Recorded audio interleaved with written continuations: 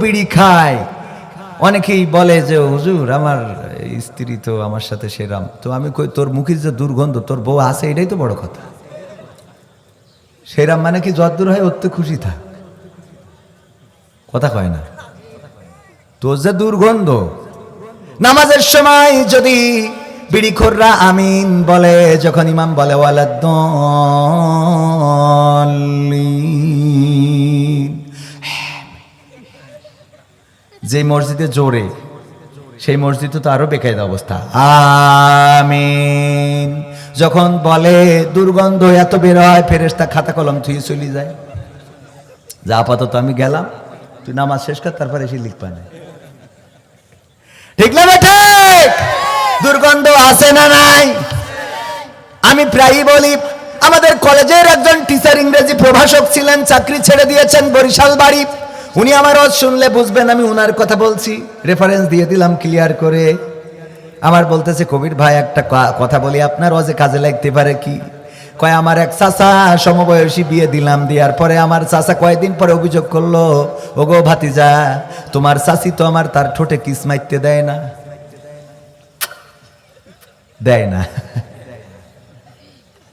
বললাম তাইলে কি করবো, চাচিরে কি বলবো? কয় একটু বলা দরকার, কি এমন অপরাধ করলাম যে সব হয় কিন্তু কি চাই না? লজ্জা ভেঙে ওই ভাতিজা বলল, চাচি যেহেতু সমবয়সী চাচা আমার, বিয়েটা দিয়ে আনলাম আমরা। চাচা অভিযোগ করেছে যে বিড়ি আপনি নাকি কিস করতে দেন না, চুমা খাইতে দেন না। এটা তো অন্যায় কিছু না, স্বামী স্ত্রীরা চুমা খাইতে পারে না, কোনো অসুবিধা নাই, হাসাহাসিরও কিছু নাই, ভালোবাসা দিয়েছেন কে? কিন্তু সেটা বিয়ে করি আবার বিয়ের আগে না। ওগো আমার ভাইয়েরা, এই কাজটা করে না কেন? প্রশ্ন করার পরে তার চাচি যে অ্যান্সারটা দিয়েছিল সেটা হলো এই, ওগো ভাতিজা যেহেতু লজ্জা ভেঙে তোমার চাচা বলে ফেলেছে, আমিও লজ্জা ভেঙে বলি, তোমার চাচা বিড়ি খেয়ে মুখটা এত দুর্গন্ধ করে রেখেছে যে ওর পাছায় কিস করা যাবে তা ঠোঁটে না।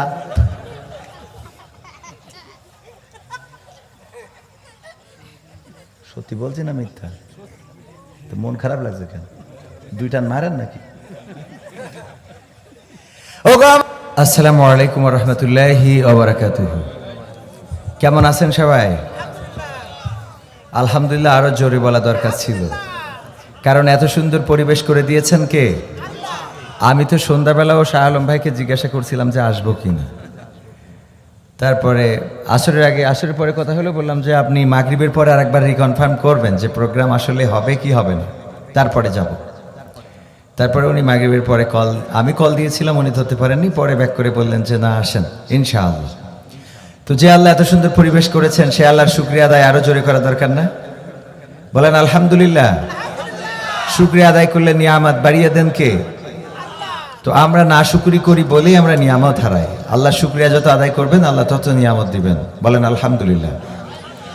ইন্নাল হামদালিল্লাহি নাহমাদুহু ওয়া নাস্তাঈনুহু ওয়া নাস্তাগফিরুহু ওয়া নু'মিনু বিহি ওয়া নাতাওয়াক্কালু আলাইহি ওয়া নাউযু বিল্লাহি মিন শুরুরি আনফুসিনা ওয়া মিন সাইয়্যাতি আ'মালিনা মান ইয়াহদিহিল্লাহু ফালা মুদিল্লা লাহু ومن يضلله فلا هادي له ونشهد أن لا إله إلا الله ونشهد أن سيدنا محمدا عبده ورسوله الذي أرسله بالحق بشيرا ونذيرا وداعيا إلى الله بإذنه وسراجا منيرا فقد قال الله تعالى في كلامه المجيد والفرقانه الحميد সবাই পড়েন আউযু বিল্লাহি মিনাশ শাইতানির রাজিম বিসমিল্লাহির রাহমানির রাহিম ইয়া আইয়ুহাল্লাযীনা আমানুত্তাকুল্লাহ হাক্কা তুকাতিহি ولا تموتن إلا وأنتم مسلمون. وقال الله تعالى في شأن حبيبه إن الله وملائكته يصلون على النبي يا أيها الذين آمنوا صلوا عليه وسلموا تسليما. اللهم صل على سيدنا مولانا محمد سيدنا مولانا محمد এসো হে রাসূল আবার ফিরে আমাদের মাঝে নতুন করে খুতবা দিতে কাবার মিনার পরে আল্লাহুম্মা সাল্লি আলা সাইয়্যিদিনা মাওলানা মুহাম্মদ ওয়া আলা আলি সাইয়্যিদিনা নবীর নামে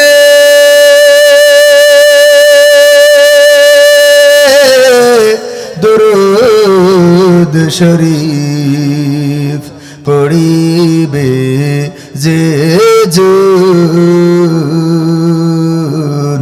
তার জন্য যে হারাম হবে জাহান্নামের আগুন। আল্লাহুম্মা সাল্লি আলা সাইয়্যিদিনা মাওলানা মুহাম্মদ ওয়া আলা আলি সাইয়্যিদিনা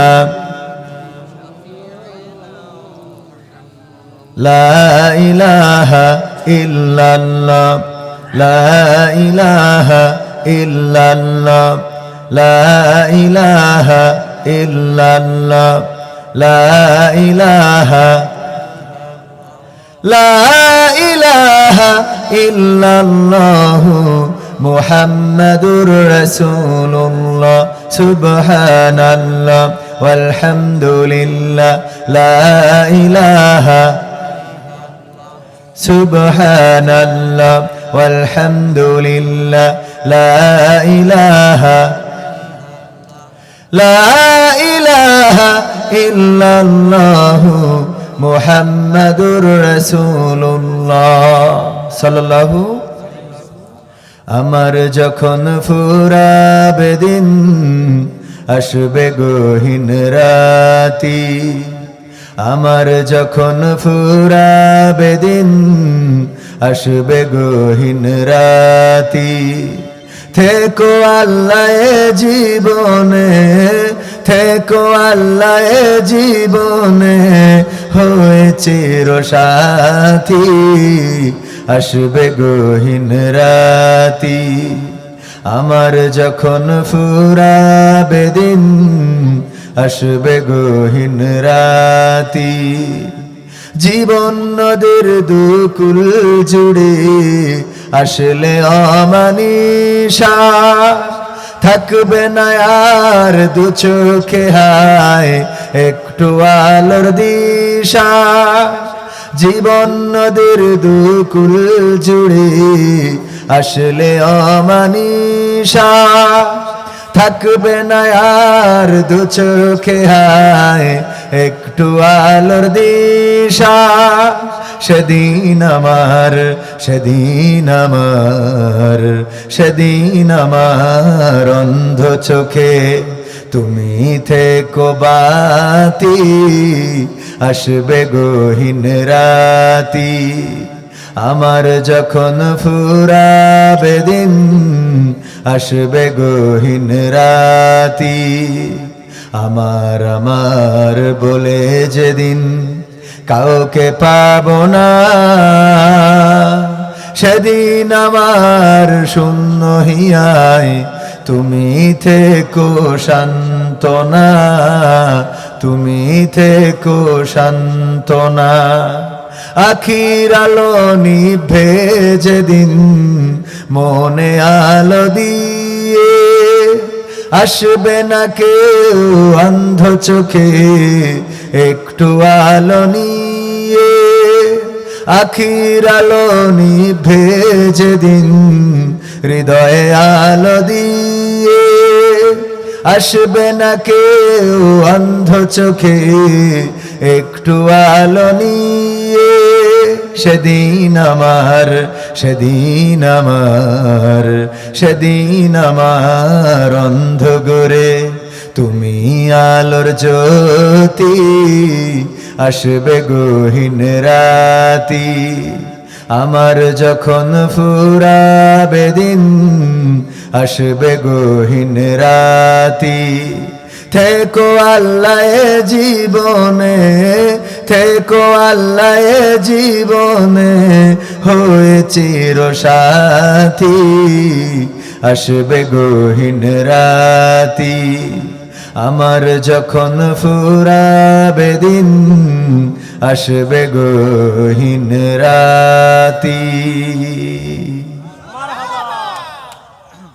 ওগো আমার ভাইরা, জীবনের দিন যেদিন শেষ হবে সেটা রাত হতে পারে, সকাল দুপুর সন্ধ্যা বিকাল হতে পারে, কিন্তু যেই দিন দিন ফুরিয়ে যাবে ওই দিন আমাদের জীবনে রাত নেমে আসবে। বলেন ঠিক না বেঠিক?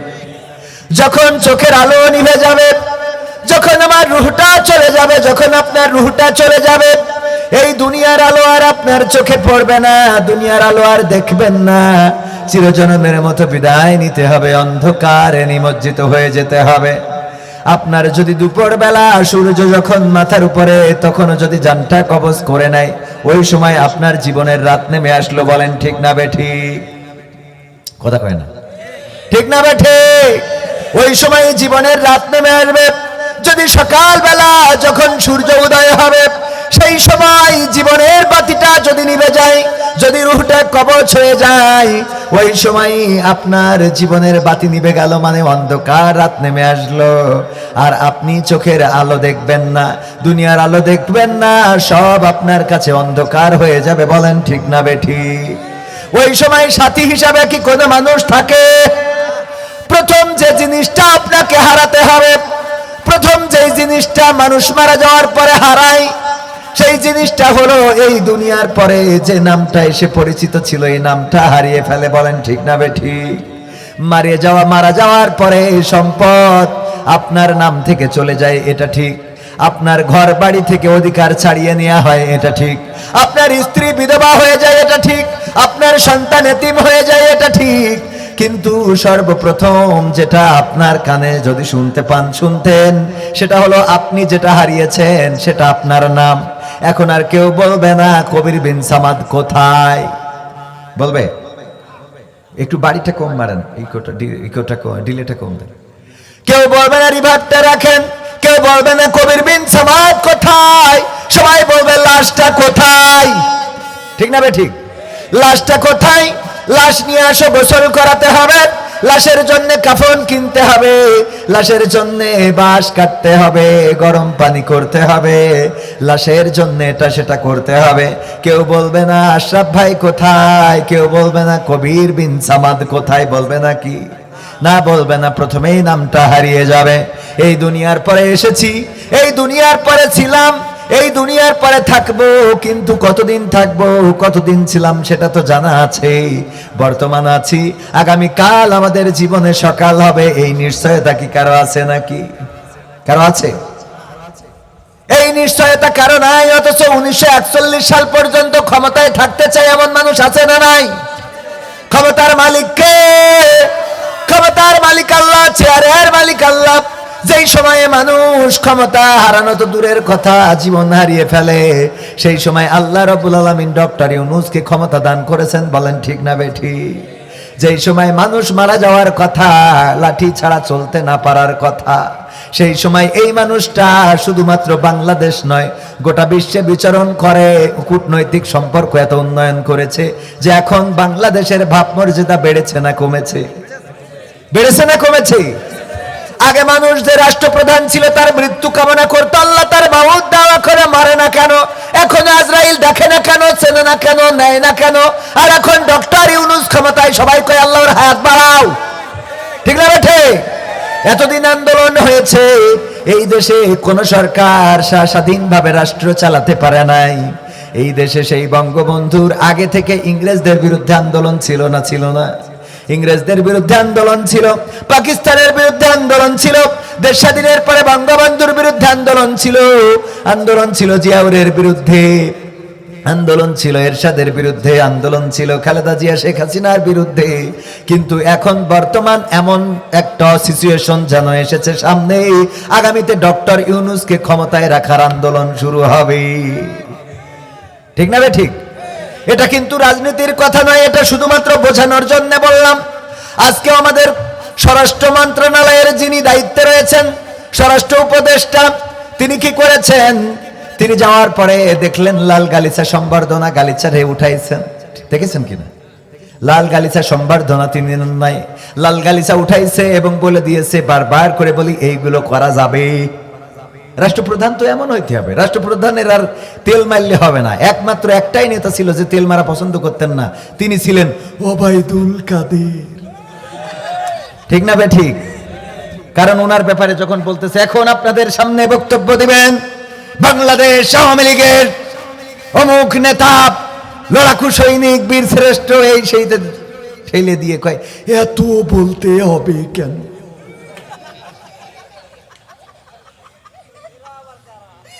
ঠিক না বে ঠিক? এত কেন বলতে হবে, ওরা তো চেনে।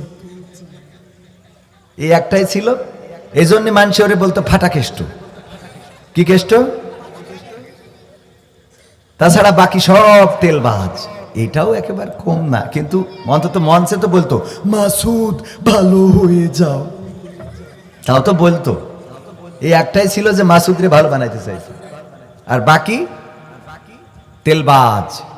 সামনে এক কথা পিছনে এক কথা কয়, আমরা মুইতে দিলি বানের পানির মতো ভেসে যাবে, অথচ তারাই কনে গেলে এখন খুঁজে পাওয়া যায় না। ঠিক না বেঠে? ক্ষমতা চিরদিন থাকে না, জীবন চিরদিন থাকবে না। 41 সাল, 51 সাল, 71 সাল, 52 সাল, 72 সাল, কোন সালই জীবনে স্থায়ী নয়।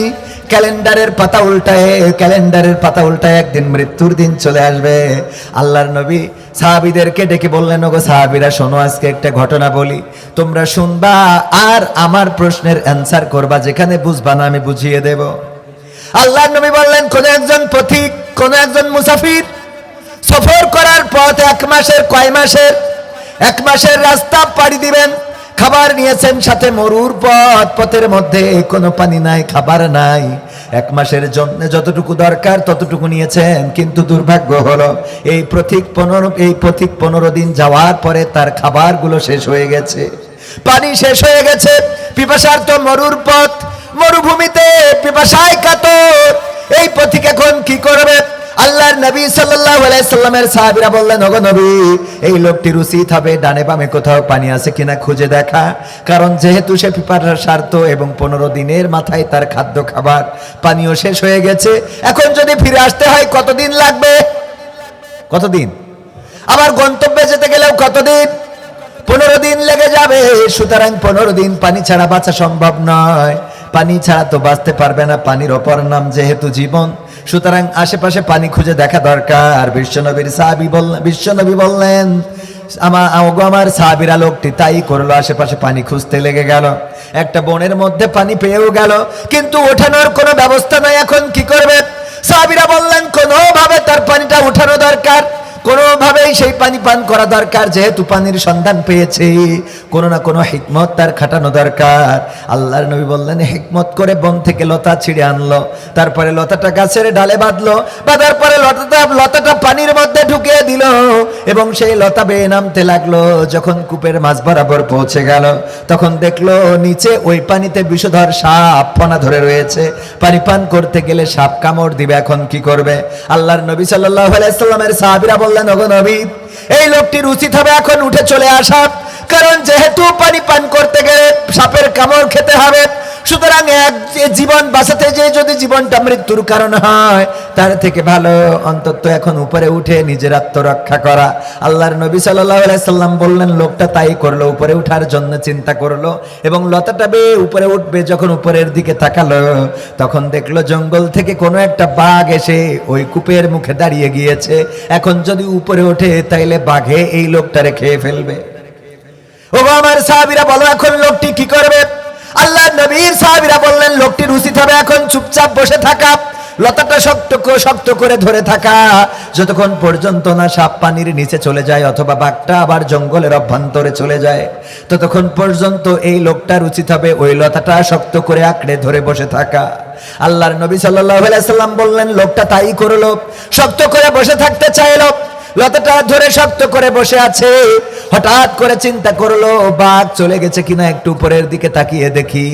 যখন উপরের দিকে তাকালো, তাকিয়ে দেখলো যে ডালটা গাছের সাথে বাঁধা ছিল, বন থেকে জঙ্গল থেকে দুইটা ইঁদুর এসে ওই লতাটা কুটকুট কুটকুট করে কেটে দেয়।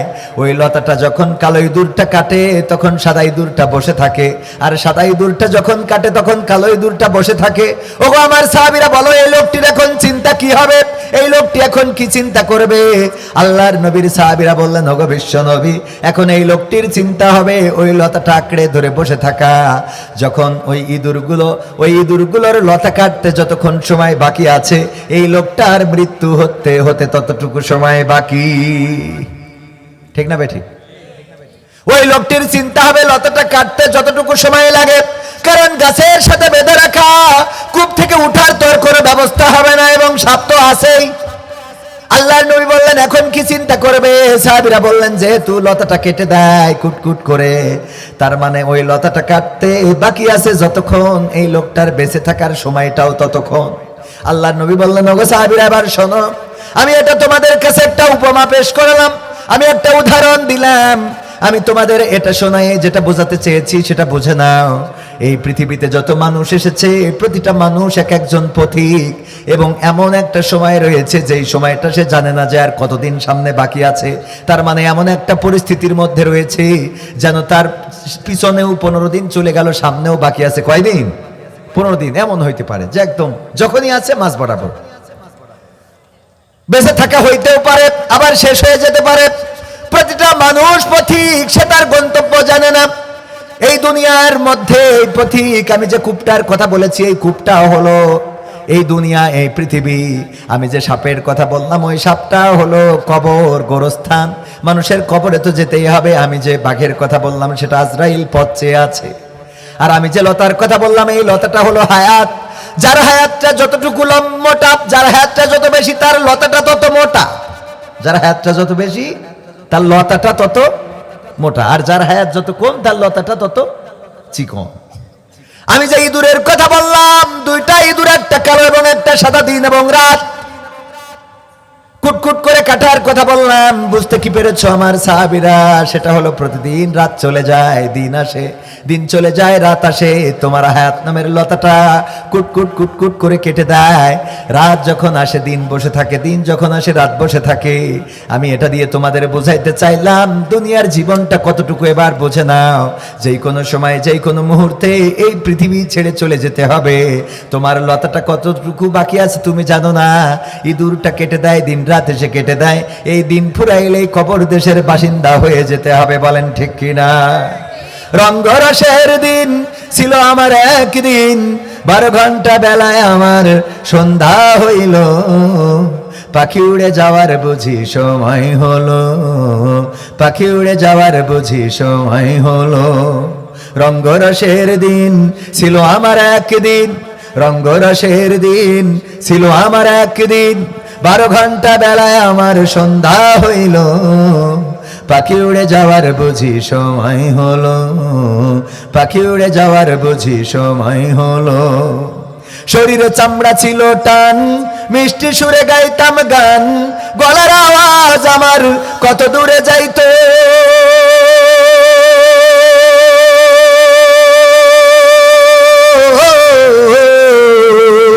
শরীরে চামড়া ছিল টান, মিষ্টি সুরে গাইতাম গান, গলার আওয়াজ আমার কত দূরে যাইতো।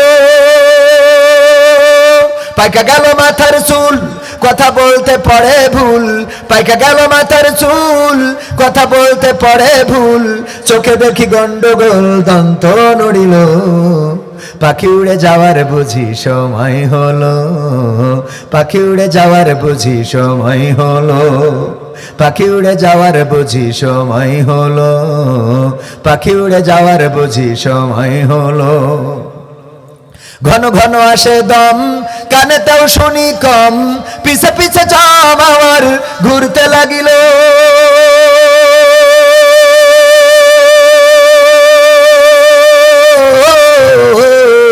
ঘন ঘন আসে দম, কানেতে শুনি কম, পিছে পিছে জম আমার ঘুরতে লাগিল।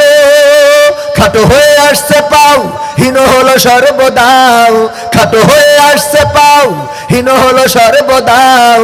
ভাবে বুঝি সময় আমার ফুরিয়ে এলো, পাখি উড়ে যাওয়ার বুঝি সময় হলো, হায় পাখি উড়ে যাওয়ার বুঝি সময় হলো, পাখি উড়ে যাওয়ার বুঝি সময় হলো, পাখি উড়ে যাওয়ার বুঝি সময় হলো। এত সুন্দর পরিপাটি, খাসায় আমার ছিল খাটি, দিনে দিনে খাসায় আমার জং ধরিল।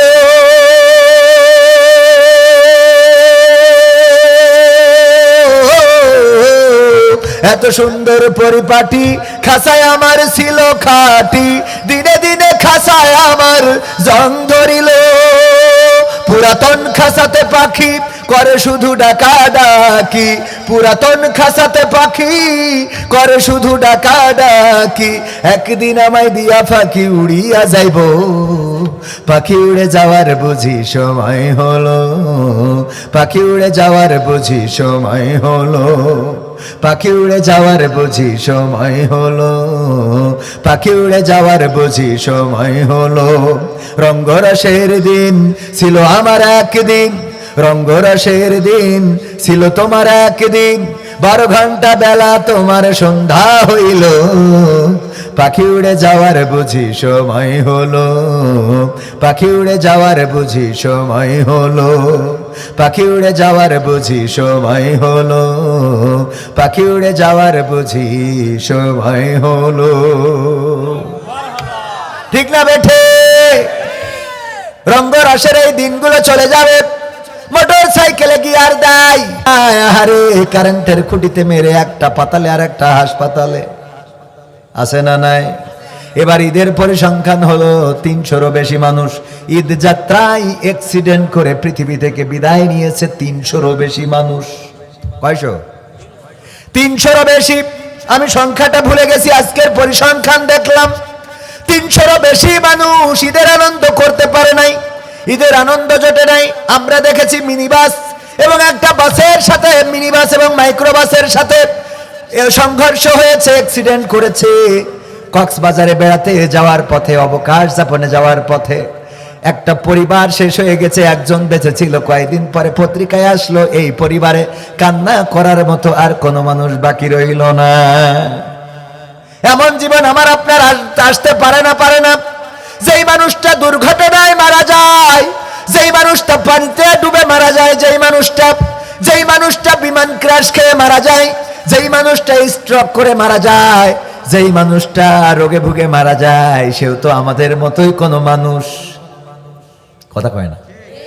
সেও আমার আপনার মতো কোনো মানুষ, যে কিছুক্ষণ আগে মোটরসাইকেলে গিয়ার দিচ্ছিল, বাড়ি থেকে বের হয়েছিল, সুস্থ সবল মানুষটা।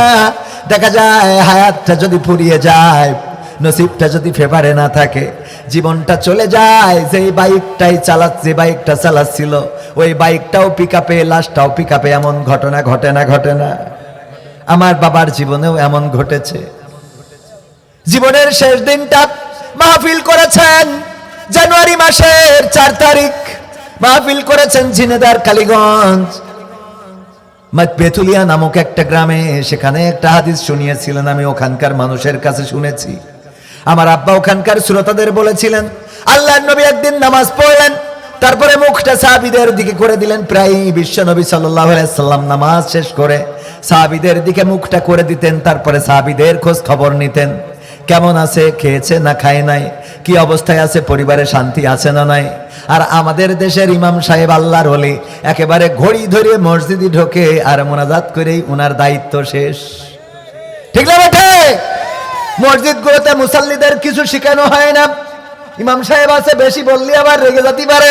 আমার আব্দুল্লাহ সিদ্দিকী ভাই মসজিদের ইমাম, আমার ইমরান হুসাইন হুসাইফি ভাই আমার সাথে এসেছে, উনিও মসজিদের ইমাম, দুইজনই দুই মসজিদের ইমাম ও খতিব। সাথে এসেছেন উনি আমাদের উস্তাদ, আমার উস্তাদ, উনারা দুইজনই, উনারা আলেমে দিন, আমি তো আলেম নই। আমি মামুনুল হক সাহেবের মতো বলি, আমলের কথা আমি বলতে পারবো না, আমার দিয়ে আমলের কথা হবে না, কারণ আমার আমলের অবস্থা খুবই খারাপ। আমলের অবস্থা কি?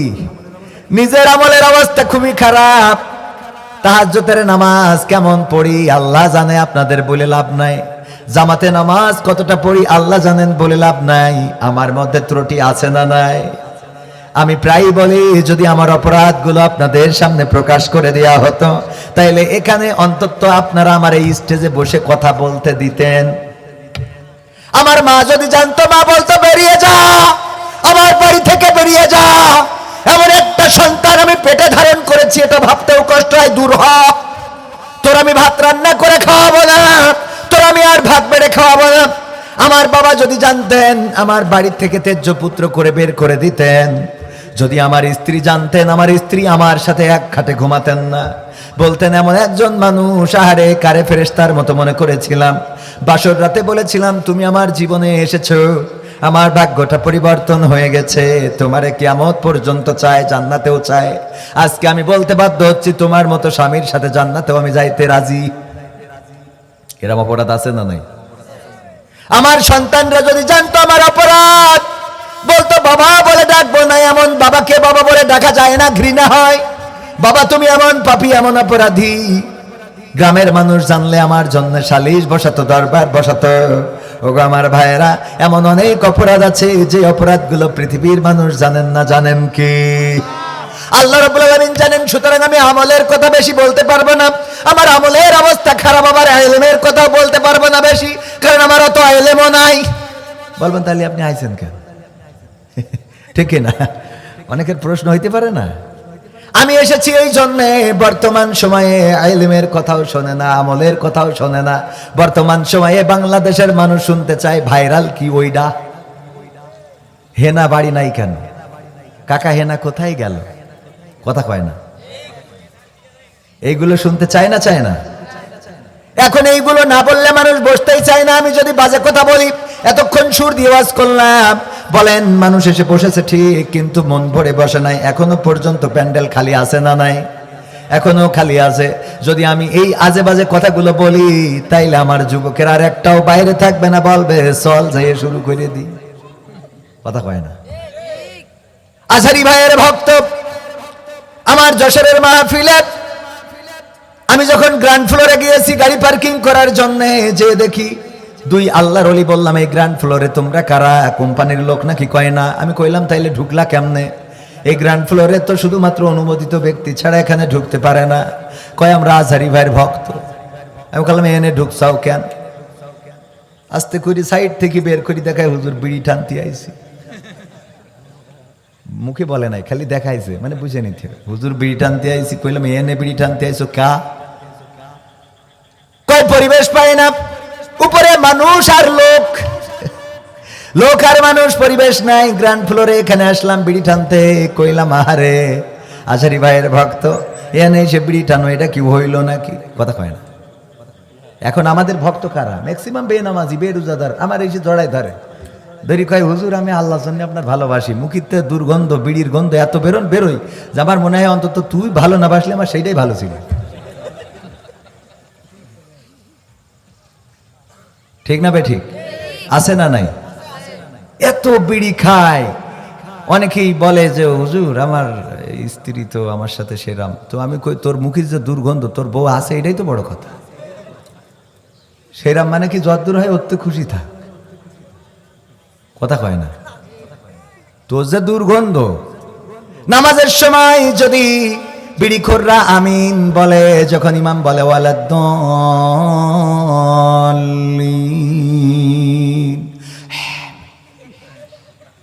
যে মসজিদে জোরে সেই মসজিদে তো আরো বেকায়দা অবস্থা। আমিন যখন বলে দুর্গন্ধ এত বের হয়, ফেরেশতা খাতা কলম থুয়ে চলে যায়, যা আপাতত আমি গেলাম, তুই নামাজ শেষ কর, তারপরে এসে লিখবা না। ঠিক না বেটা? দুর্গন্ধ আছে না নাই? আমি প্রায়ই বলি, আমাদের কলেজের একজন টিচার ইংরেজি প্রভাষক ছিলেন, চাকরি ছেড়ে দিয়েছেন, বরিশাল বাড়ি। উনি আমার ওয়াজ শুনলে বুঝবেন আমি উনার কথা বলছি, রেফারেন্স দিয়ে দিলাম ক্লিয়ার করে। আমার বলতেছে, কবির ভাই একটা কথা বলি, আপনার ওয়াজে কাজে লাগতে পারে কি? কয়, আমার এক চাচা সমবয়সী বিয়ে দিলাম, দেওয়ার পরে আমার চাচা কয়েকদিন পরে অভিযোগ করলো, ওগো ভাতিজা, তোমার চাচি তো আমার তার ঠোঁটে কিস মারতে দেয় না। দেয় না। বললাম তাইলে কি করবো, চাচিরে কি বলবো? কয়, একটু বলা দরকার, কি এমন অপরাধ করলাম যে সব হয় কিন্তু কি চাই না? লজ্জা ভেঙে ওই ভাতিজা বলল, চাচি যেহেতু সমবয়সী চাচা আমার, বিয়েটা দিয়ে আনলাম আমরা। চাচা অভিযোগ করেছে যে বিড়ি আপনি নাকি কিস করতে দেন না, চুমা খাইতে দেন না। এটা তো অন্যায় কিছু না, স্বামী স্ত্রীরা চুমা খাইতে পারে না, কোনো অসুবিধা নাই, হাসাহাসিরও কিছু নাই, ভালোবাসা দিয়েছেন কে? কিন্তু সেটা বিয়ে করি আবার বিয়ের আগে না। ওগো আমার ভাইয়েরা, এই কাজটা করে না কেন প্রশ্ন করার পরে তার চাচি যে অ্যান্সারটা দিয়েছিল সেটা হলো এই, ওগো ভাতিজা, যেহেতু লজ্জা ভেঙে তোমার চাচা বলে ফেলেছে, আমিও লজ্জা ভেঙে বলি, তোমার চাচা বিড়ি খেয়ে মুখটা এত দুর্গন্ধ করে রেখেছে যে ওর পাছায় কিস করা যাবে তা ঠোঁটে না।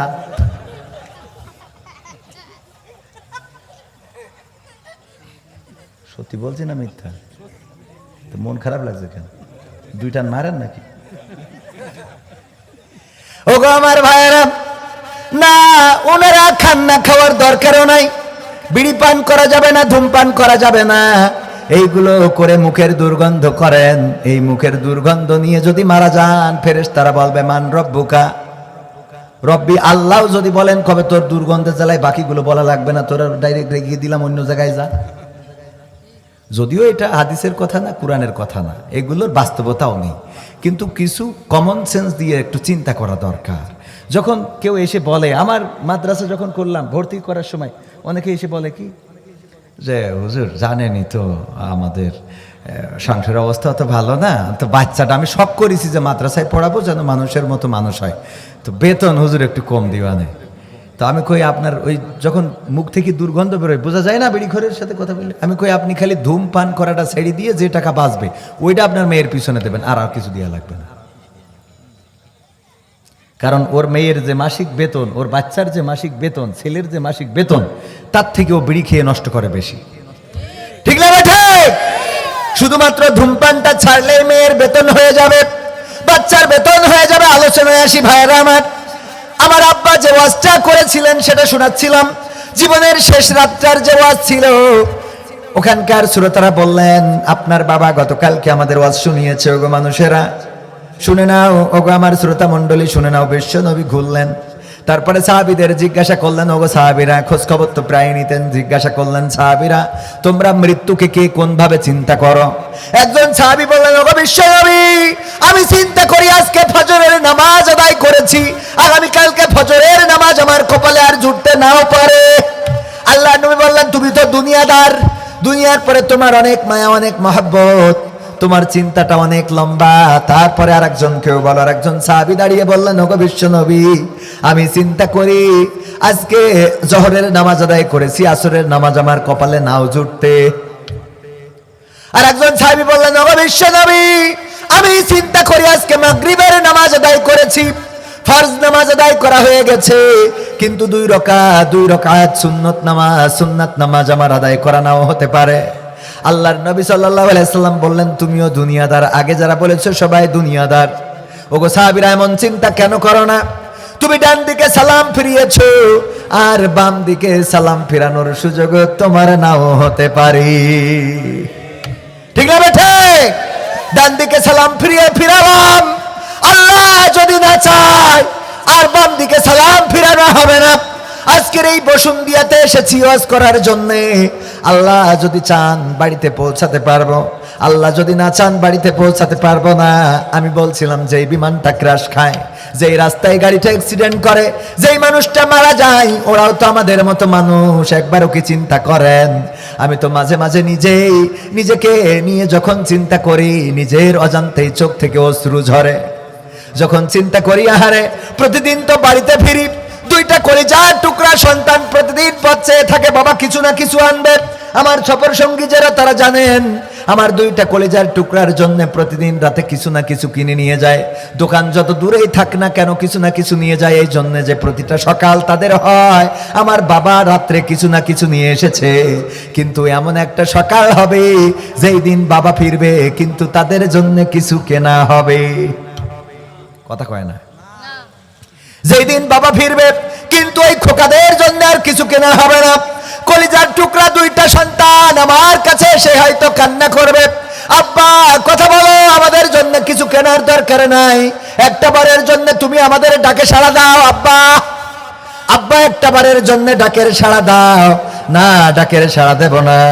ওই সন্তানেরা হয়তো কবর দেওয়ার পরে আমি যেমন আমার বাবার কবরের কাছে দাঁড়ায়, আমার কবরের কাছে দাঁড়াবে ছোট ছোট অনেক বাচ্চাকে দেখি বাবার কবর দেওয়ার পরে ওই কবরের কাছে যায়, আব্বু আব্বু বলে ডাক দেয়, দেখা যায় না।